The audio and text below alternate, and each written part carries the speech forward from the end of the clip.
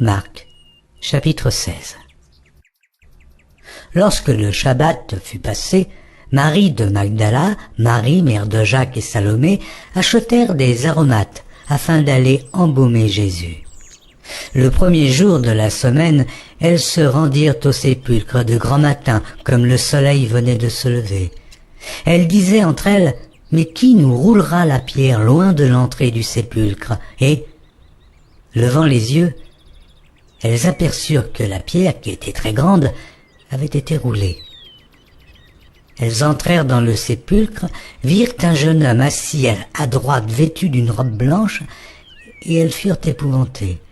Il leur dit, « Ne vous épouvantez pas, vous cherchez Jésus de Nazareth, qui a été crucifié.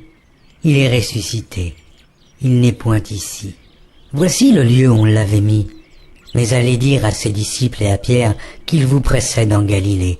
C'est là que vous le verrez, comme il vous l'a dit. » Elles sortirent du sépulcre et s'enfuirent. La peur et le trouble les avaient saisies.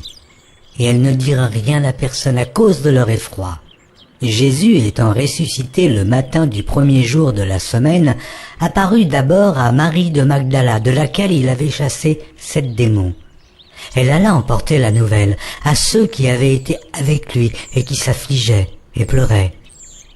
Quand ils entendirent qu'il vivait et qu'elle l'avait vu, ils ne le crurent point. Après cela, il apparut sous une autre forme à 2 d'entre eux qui étaient en chemin pour aller à la campagne. Ils revinrent l'annoncer aux autres, qui ne les crurent pas non plus. Enfin, il apparut aux 11, pendant qu'ils étaient à table, et il leur reprocha leur incrédulité et la dureté de leur cœur, parce qu'ils n'avaient pas cru ceux qui l'avaient vu ressusciter. Puis il leur dit, « Allez par tout le monde, et prêchez la bonne nouvelle à toute la création. Celui qui croira et qui sera baptisé sera sauvé, mais celui qui ne croira pas sera condamné. Voici les miracles qui accompagneront ceux qui auront cru. En mon nom, ils chasseront les démons. Ils parleront de nouvelles langues. Ils saisiront des serpents. S'ils boivent quelque breuvage mortel, ils ne leur feront point de mal.